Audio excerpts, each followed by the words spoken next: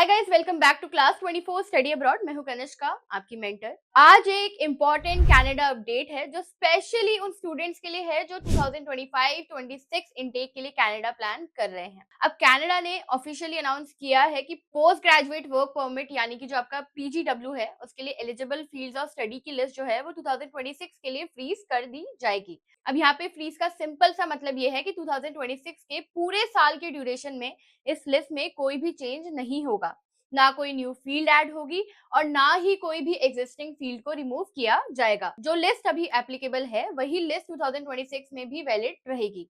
अब यहाँ पे पिछले साल कुछ टाइम से कनाडा अपने इंटरनेशनल स्टूडेंट सिस्टम को रिस्ट्रक्चर कर रहा है। न्यू रूल्स आए हैं, इनटेक्स कैप्स लगे हैं और पीजीडब्ल्यू एलिजिबिलिटी को फील्ड बेस्ड बनाया गया है। अब इसी वजह से क्या हुआ है, काफी स्टूडेंट जो है वो कंफ्यूज थे कि आज जो प्रोग्राम एलिजिबल है वो कल रहेंगे या नहीं।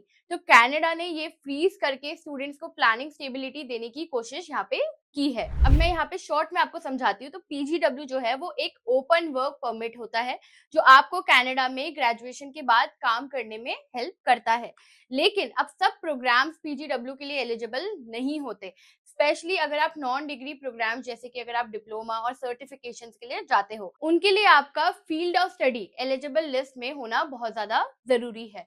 अब यहाँ पे डिग्री प्रोग्राम जैसे कि आपका बैचलर्स हो गया, मास्टर्स हो गया, ये ज्यादा केसेस में सेफ रहते हैं। लेकिन अगर आप डिप्लोमा स्टूडेंट हो तो यहाँ पे आपको काफी केयरफुल रहना पड़ता है। अब यहाँ पे देखते हैं कि इसका जो इम्पैक्ट है वो किस पर कैसे पड़ सकता है।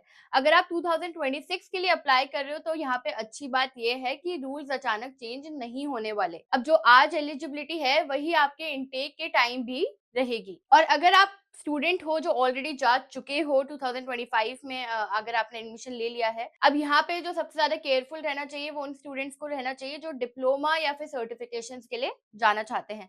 क्योंकि यहाँ पे 100% आपको कंफर्म करने की जरूरत है कि आपका प्रोग्राम जो है वो पीजीडब्ल्यू में एलिजिबल है या फिर नहीं। अब ब्लाइंडली अप्लाई मत करना, आपको अपने काउंसलर से कंसल्ट करना चाहिए। और अगर आप खुद भी अप्लाई कर रहे हो तो आपको डेफिनेटली अच्छे से रिसर्च करके एप्लीकेशन अपनी करनी चाहिए। एक और चीज जो आपको ध्यान में रखनी है, आपको बहुत ही क्लियर रहना पड़ेगा कि आपका लॉन्ग टर्म प्लान क्या है।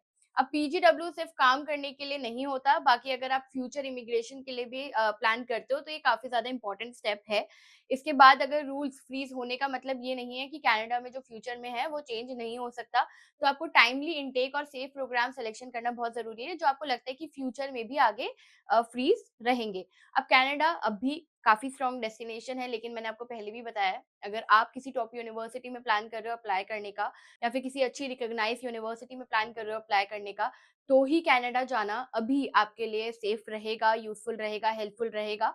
और अगर आप अभी भी कंफ्यूज्ड हो, आपको एक काउंसलिंग सेशन चाहिए, आपको समझ में नहीं आ रहा है कि आपको क्या डिसीजन बनाना चाहिए, तो आप one on one free counselling session के लिए हमारे काउंसलर्स के साथ कांटेक्ट कर सकते हो। वो आप कैसे करोगे, नीचे डिस्क्रिप्शन में फॉर्म लिंक कैसे फिल करो, या फिर आप डायरेक्टली भी कॉल कर सकते हो। अगर आपको ये वीडियो अच्छा लगा तो चैनल को लाइक शेयर सब्सक्राइब करना मत भूलना। इसी के साथ मिलते हैं अगली वीडियो में, तब तक के लिए थैंक यू सो मच।